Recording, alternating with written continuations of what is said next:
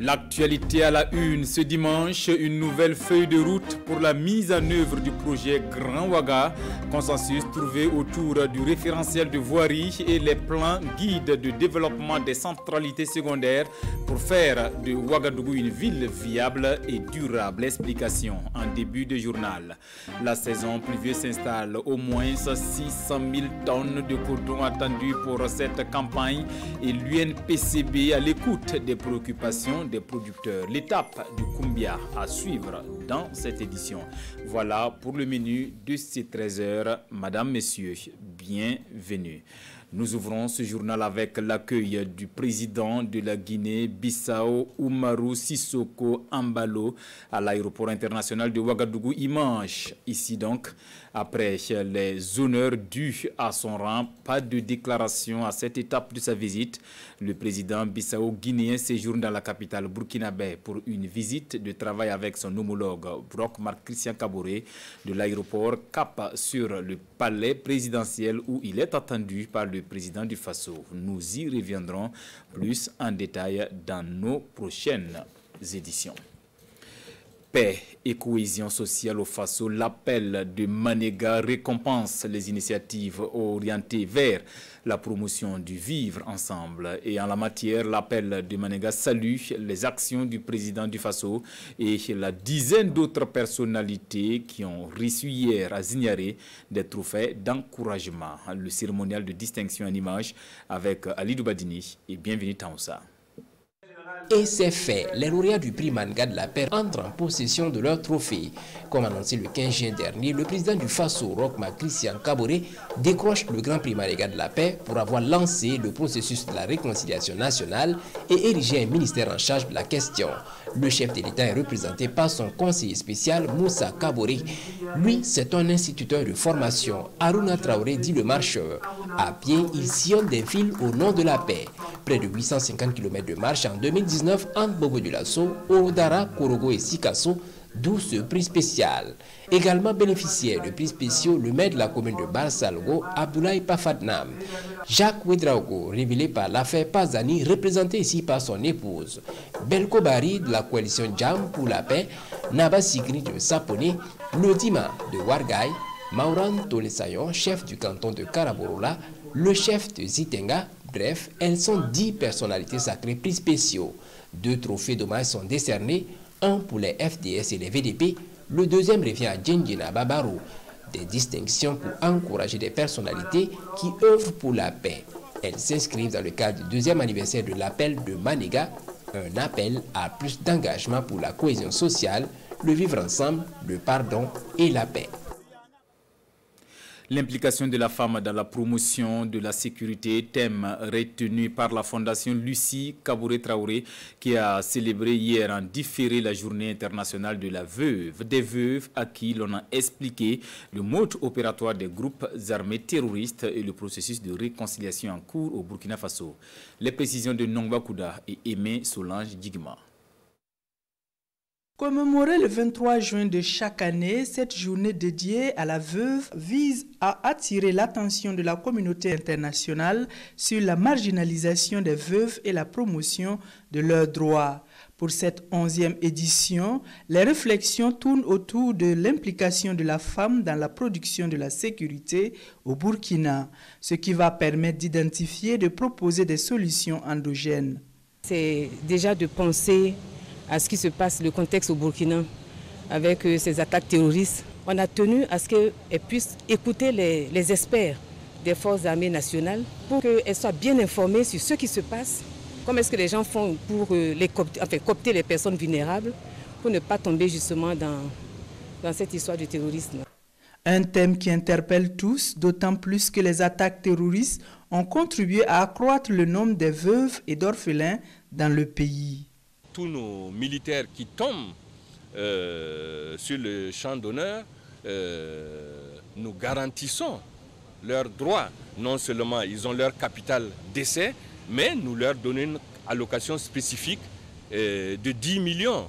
Mais nous savons que comme parfois on se retrouve dans des situations où il n'y a pas eu de mariage civil, il y a un certain nombre de difficultés. La Fondation elle-même est en train de faire un plaidoyer dans le cadre de la rédaction du nouveau code de la famille. Il y a des points là-bas qui concernent la reconnaissance du mariage religieux, la reconnaissance du mariage traditionnel.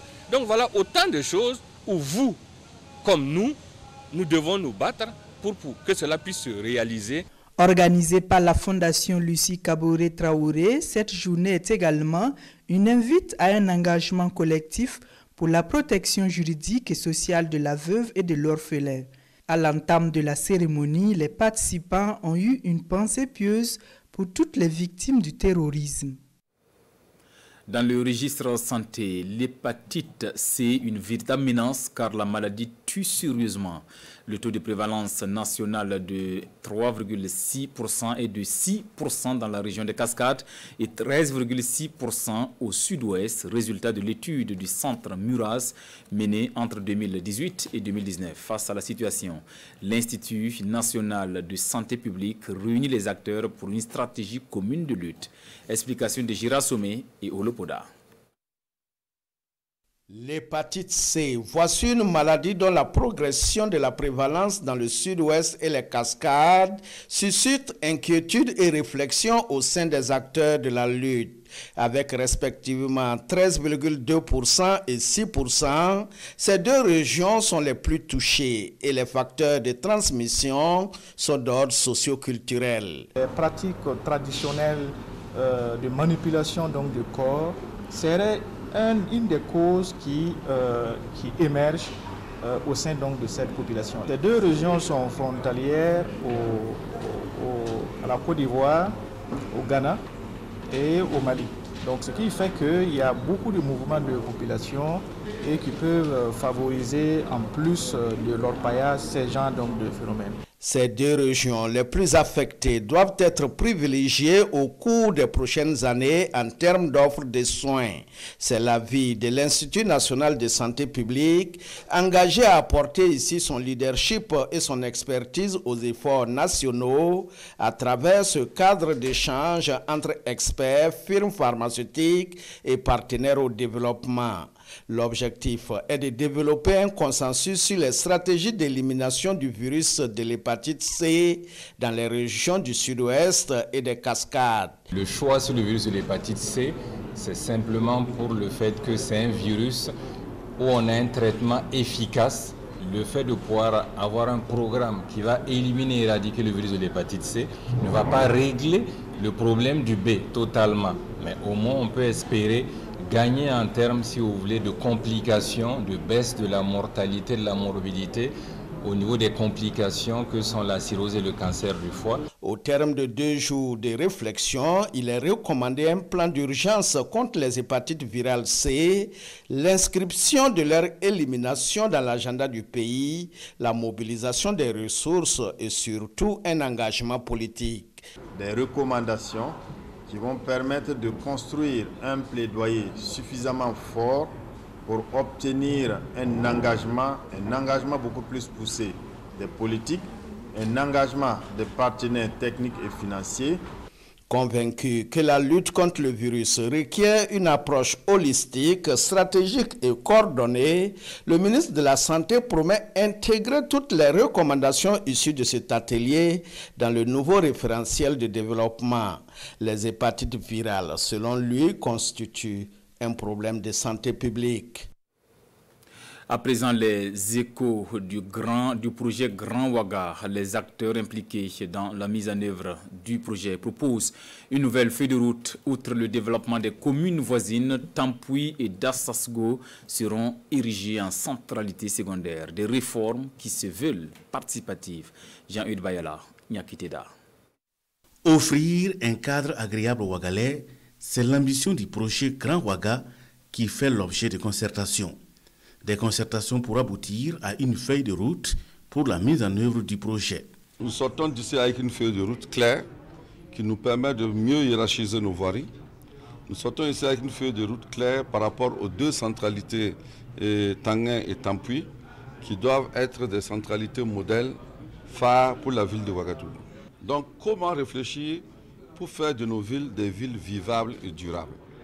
Et cela passe par la voirie, qui sont les moyens de communication qui permettent aux citoyens d'aller et de venir. À l'issue des ateliers relatifs au référentiel des voiries et des plans guides dans la ville de Ouagadougou, plusieurs recommandations sont faites. En lien avec la première journée, les recommandations ont porté essentiellement sur la nécessité de définir des cadres de concertation.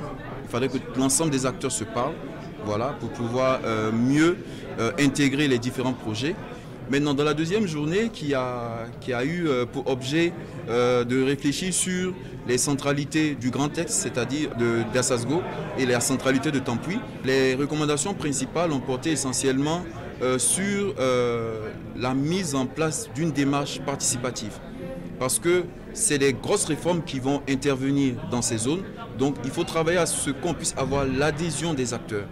L'appropriation et la diffusion de référentiels de voirie urbaine et la diffusion des plans guides de développement des centralités secondaires sont successivement les thèmes abordés au cours des échanges.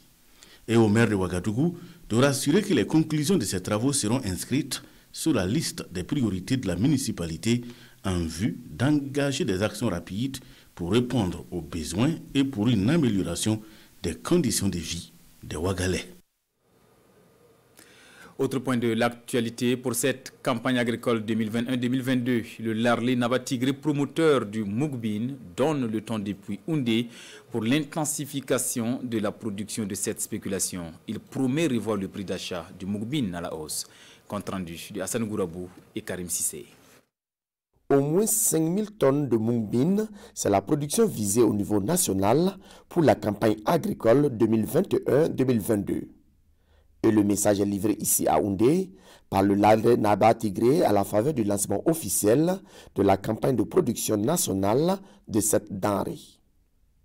Pour permettre aux producteurs d'atteindre cette prévision, le prix du kilogramme du Mugbin connaît une embellie de 50 francs CFA. Nous invitons les Burkinabés, comme je dis, de consommer les producteurs et de vendre le Mugbin au Burkina Faso d'abord, pour que nous, on puisse se libérer de la faim.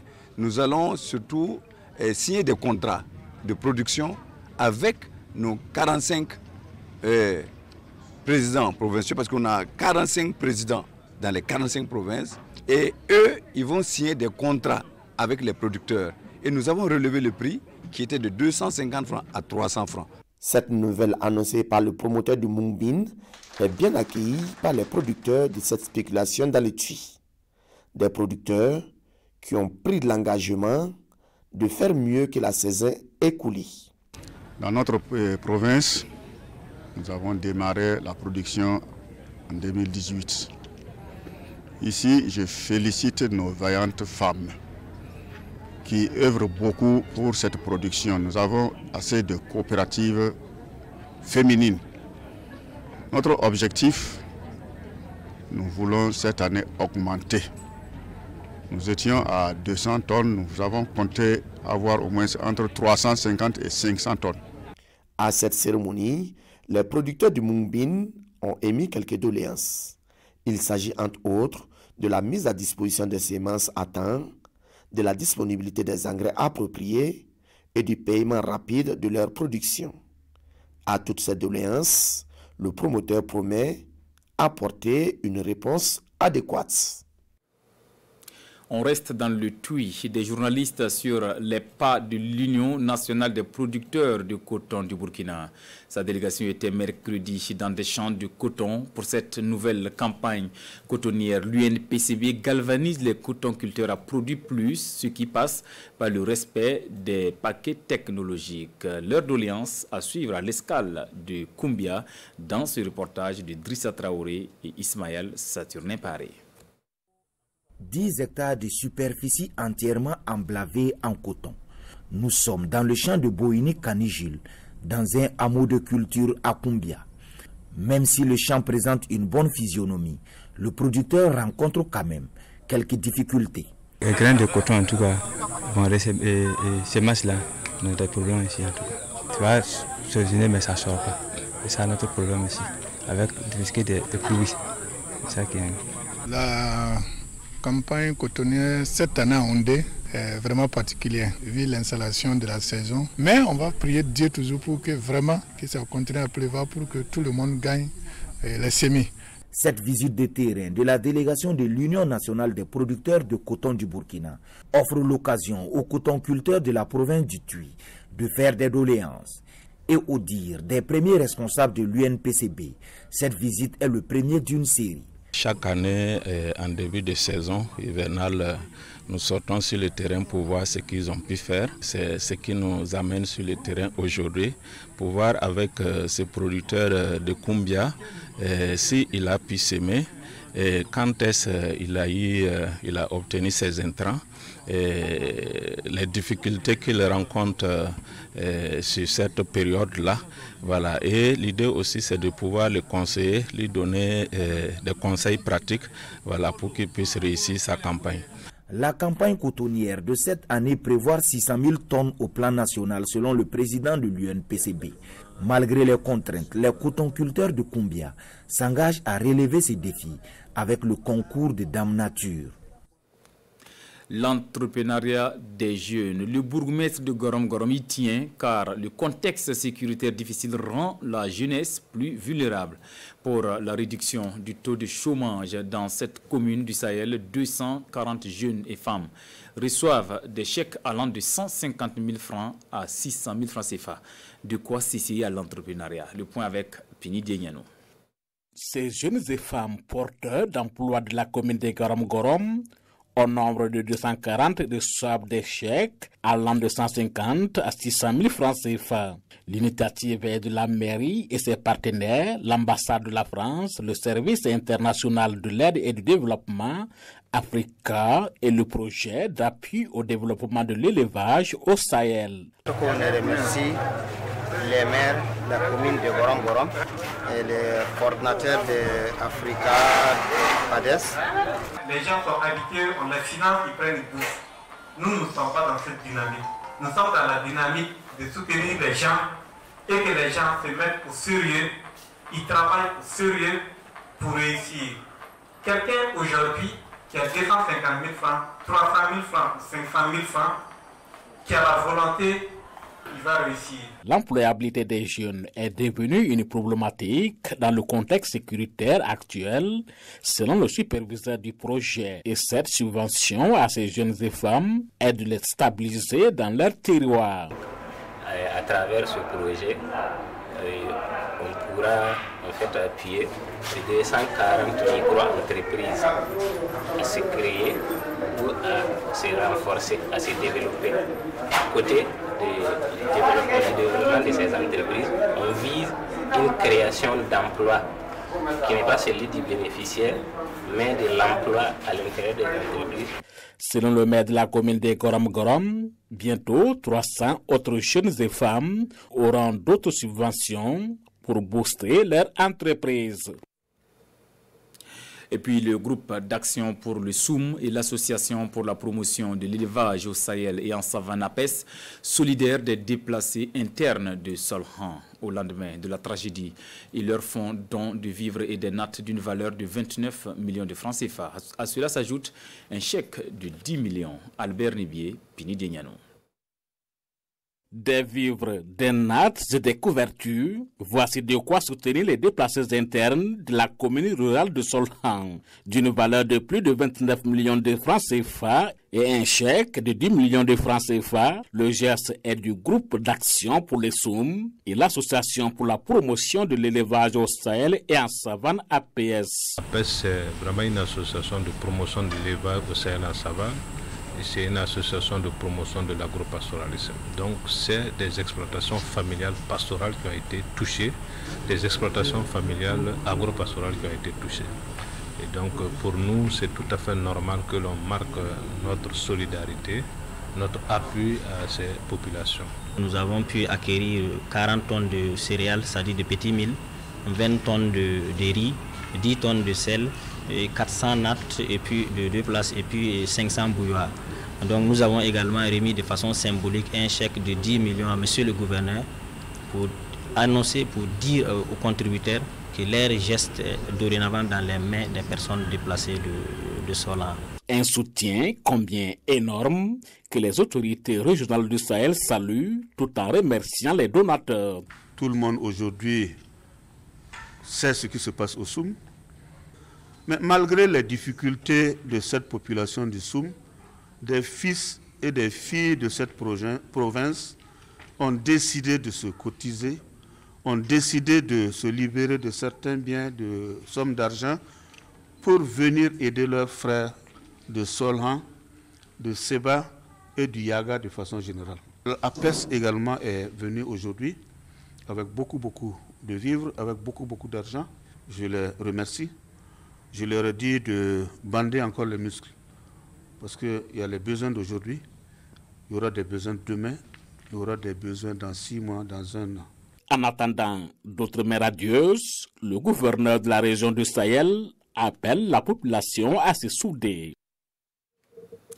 Un mot de sport dans ce journal. Le Grand Prix hippique de l'intégration, première édition entamée depuis vendredi. La finale est attendue cet après-midi.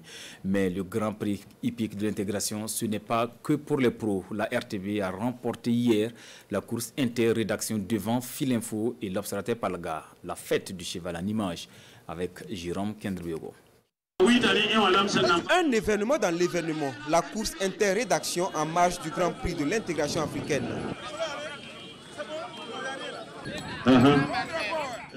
10 chevaux sur le départ, chacun représentant un organe de presse. Dès le départ, le cheval Boum Soba, entendez par là celui qui a raison de la RTB, prend la commande des opérations et impose son allure.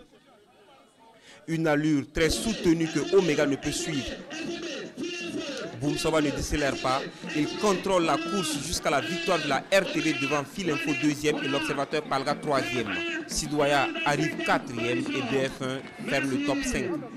C'était de susciter une émulation au sein des médias pour la course hippique d'une manière générale. C'était d'intéresser les journalistes et les médias au phénomène de la course hippique. On s'est dit qu'en les impliquant eux-mêmes, ça allait impulser un engouement au sein des médias parce qu'il faut la promotion médiatique pour que cette course qui nous rapporte des prix à l'international ait l'ampleur qu'elle doit avoir. Donc c'était vraiment l'idée au départ et vu l'engouement, je suis très heureux aujourd'hui en tout cas qu'on ait pris cette initiative au niveau du Filinfo. Les rédactions laissent la place aux compétitions internationales qui promettent des confrontations pour le moins époustouflantes.